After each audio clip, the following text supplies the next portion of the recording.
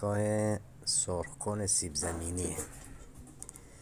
این دستگاه سرخکن سیب زمینی هیچی نداره، یه المنت زیرشه،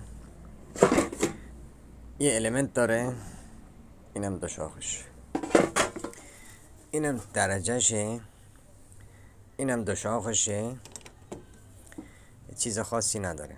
این آوردن پیش ما، نگاه کردم، فقط جایی که خیلی زود خراب میشه، المنت که به این سادگی خراب نمیشه. این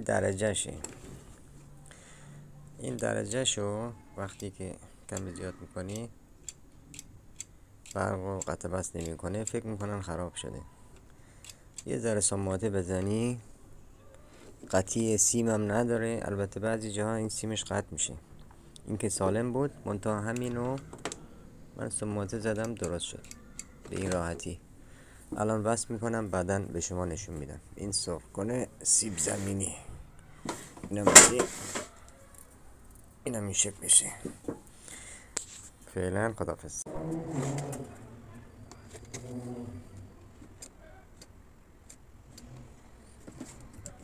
نداشت ندومش نکاموش، اینم درست شد. الحمدلله. موفق باید باشی. اینم سیمش که میخوره اینجا،